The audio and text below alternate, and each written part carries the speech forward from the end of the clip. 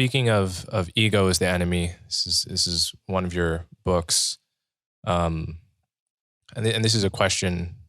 It's channeling how my dad raised me. Funnily enough,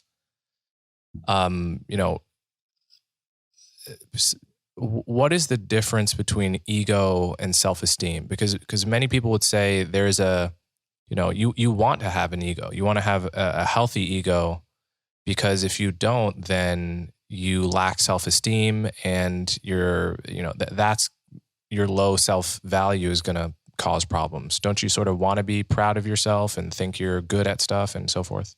A part of this, I think, is just sort of semantic, like sort of how do you define ego? If you're defining ego in the Freudian sense, it's sort of unavoidable. It's just there. I make a big distinction between ego and confidence. I think confidence is important. Ego is something, I don't even want to say beyond confidence, but it's something distinct from confidence. Ego is this kind of know it when we see it thing. It's to me, confidence is based on an awareness, like of your strengths and your weaknesses, of what you've done before, of who you are, of what you bring to the table. Ego to me is this kind of self-centeredness, this grandiosity, this sense of superiority, this narcissism that makes it extraordinarily difficult to connect with other people, to empathize, to take feedback, to listen to warnings, to experience the world objectively as it is. And I mean, you could look at, Kanye West, or you could look at Donald Trump. You could even look at moments in Steve Jobs' life where ego is this just toxic, destructive force. That's not to say that egotistical people are never successful. In fact, they often are successful. But when you really examine the force or the role that ego played in their life, it invariably cost them as much as it helped them, right? It's like a lot of musicians are drug addicts. Jimi Hendrix, a drug addict. Is that fueling his music? Perhaps, but it's also ultimately the permanent end to his music. So it's like it's a dangerous fuel that often blows up like all over the person using it.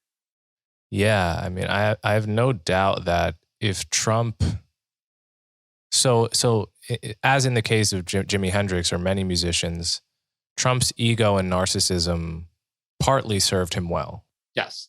In combat, a normal person would not have run for president in his position, right? Exactly. Like, yeah. A normal person wouldn't run for president at all. But yes, right. in his case, he is benefited by his lack of self-awareness and even shamelessness, right? Right. Yes. But on the other hand, I have the feeling that if he were able to curb his own narcissism, he probably could have won a second term. I think he could have won a second term. He also could have been a more effectual president, right? Yeah. I mean, he controls both houses of Congress, and he's president, was sort of this moment potentially of, I don't want to say change, but there wasn't, although there was certainly the resistance, there was also a majority of Americans, not literally, but there was a significant percentage of Americans who were like, let's see how this goes. What we've been doing isn't working. And I think what you see in ego is, in Trump's case, not only does it make a really hard job even harder because you're not doing the work. You're not like, well, how does this system work? What's the best way to be effective in this system, right? What do I need to accomplish? Who do I need to give credit to? Whose ass do I need to kiss? Right? Whose ass do I need to kick? All the things that you would have to do to be effective as a president, the prodding and the pushing and just all the levers that you have to use to make a massive bureaucracy effective. But then you also see it almost every step of the way. What Trump's ego does is get him dragged into conflicts, create additional enemies, sort of dig his own grave in the form of public comments. I mean, he sucks himself into this quagmire of resistance and dysfunction and investigations and conflict that's essentially unprecedented in the history of America. And that's what ego does. And again, we don't even need to talk about Trump because people get so bogged down in the politics, but there's not a great example of a person consumed by their ego who's able to effectively run large organizations for sustained periods of time. I mean, even Steve Jobs, like Steve Jobs' ego gets him fired from Apple the first go around. And it's only when he comes back that he's able to get that a little bit in check. I mean, there's still certainly moments of it. But surround himself with really great people. This is, I think, the other way that ego holds us back is that, almost everything is a team effort, and ego is really not capable of working effectively with a team. And so great athletes, great leaders have to be able to collaborate with other people. And I think that's where Steve Jobs does manage to succeed, the sort of second go around. And, and by the way, nothing is more a testament to Steve Jobs's sort of battle with his ego that he effectively hands off power to a successor, and the team is still good after he leaves. Do you know what I mean? Right. Like Apple is, you might say it's slightly less innovative than it was before, but from a stock price, I mean, Apple is one of the most dominant companies in the world. And Steve Jobs' ability to not just be a genius visionary, but build an effective, sustainable organization is essentially impossible for an egotistical person to do. Yeah.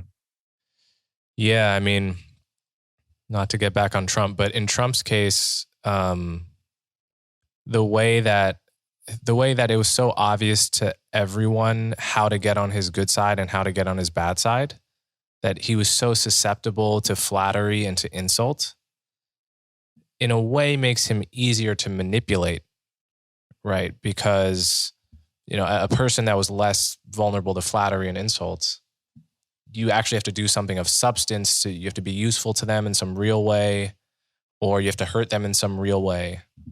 And that's what you would want out of a president. And, it occurs to me there are also fictional examples. I just finished The Sopranos, and this is, a tale of, I don't know if have you seen? I haven't seen it yet. I'm really excited to though. Oh yeah. Well, yeah, you definitely should. But there's just so many examples, even in a criminal organization, where a person's ego was the sole reason for them not achieving their goal as a criminal organization. And yet there's this flip side where being a person with an ego can make people fear you in a certain way and fear your retaliation and so forth. And that can somehow be a useful deterrent if you're in a explicitly combative scenario. But in most situations, we're not like that. I think that's right. Trump is just Shakespearean in almost every way, right? And so it's like, it's just so exaggerated that it makes for endless, ability to dissect and question and explore. I think the thing about ego is that it often looks like confidence. And to an unexperienced person or a stupid person or a person in the sway of cognitive dissonance, you can fool yourself into thinking that what you're seeing is a really competent, confident person. That's not what you're seeing at all. You're seeing the opposite of that. It's like, to go back to music, you look at these sort of egotistical, let's say like a lead singer or a diva or something, and you can kind of think, oh, that's obviously what it takes to succeed in a cutthroat business. So you have to be an egotistical narcissist who uses people up and spits them out, right?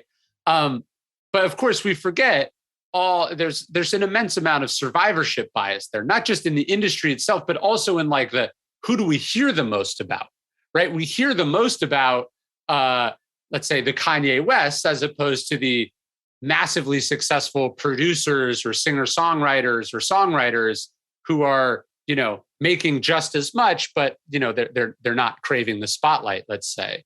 But I think what we don't see is the 5,000 other Kanye West-esque rappers who imploded their career before it even started because they were an asshole to the A&R rep. They tore up their contract. They asked for an insane amount of money. They never got the record off the ground. or they got arrested, or whatever it is, right?